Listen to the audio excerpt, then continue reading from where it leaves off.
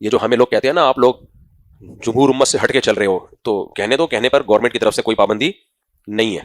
ہمارا کوئی موقف، کوئی مسئلہ، کوئی عقیدہ جمہور امت سے ہٹ کے ہے ہی نہیں. کوئی 1.5 کی ہم نے الگ، بس اس بیس پہ کہتے ہیں کہ جامعۃ الرشید نے ایک الگ بورڈ بنا لیا تو اس میں کہتے ہیں جمہور امت سے الگ ہو گئے. اس کو الگ ہونا تھوڑی کہتے ہیں، تو انتظامی چیز ہے، مینجمنٹ سے اس کا تعلق ہے. جو جامعۃ الرشید کی رائے یہ ہے کہ ہمارے طلبہ کو حکومتی اداروں میں جانا چاہیے، تو اس لیے اس کے لیے ہمیں الگ بورڈ چاہیے، تو اس کی سرٹیفکیٹ کی ایک ویلیو ہوگی تاکہ وہ حکومتی اداروں میں جائیں. اور باقی حضرات جو وفاق المدارس ہیں وہ بھی ہمارے سروں کے تاج ہیں، ان کی رائے یہ کہ نہیں، ہم نے اسی ٹریک پہ چلنا ہے جو ابھی تک چلا آ رہا ہے کہ حکومت کی اداروں میں ہم نے نہیں بھیجنا، ہم نے صرف مسجد کا امام بنانا ہے اور مدرسوں میں مدرس اور مفتی تیار کرنے ہیں. اب اس میں اعتدال کے ساتھ اس پہ بحث ہونی چاہیے کہ ان دونوں میں کون سی رائے ٹھیک ہے. تو اگر آپ کو جو رائے ٹھیک لگے آپ وہ بیان کریں، دوسری رائے کا احترام کریں. دارالعلوم کورنگی والے یہی کر رہے ہیں.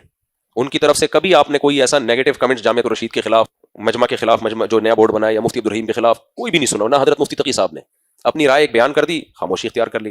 جامعۃ الرشید نے بھی ایک رائے بیان کر دی حضرت مفتی تقی صاحب کے احترام کے ساتھ، اور احترام جامعہ جو مفتی تقی صاحب کا کرتا ہے وہ آپ سوچ بھی نہیں سکتے ہیں، سمجھ رہے ہو، آپ کے تصور سے زیادہ. تو وہ تو کچھ بھی نہیں بنا کے پیش کر رہے اس کو، لیکن اب کچھ لوگ اس کو ایسا بنا رہے ہیں پوری مدرسوں سے کٹ گئے، ایک الگ 1.5 کی مسجد بنا لی اور سارے علماء دیوبند ایک طرف، آپ بالکل ایک طرف. ایسا بنا کے کچھ بھی پیش کر دو بھائی، حقیقت میں ایسا کچھ بھی نہیں ہے، حقیقت میں ایسا کچھ بھی نہیں ہے. تو ہماری نظر میں وفاق المدارس ہو یا مجمع کے مدرسہ ہو کوئی فرق نہیں ہے، دونوں مسلمان ہیں، دونوں بالکل ٹھیک ہیں، دونوں اہل حق ہیں، دونوں کا ہدف ہے دین کو دنیا میں غالب کرنا.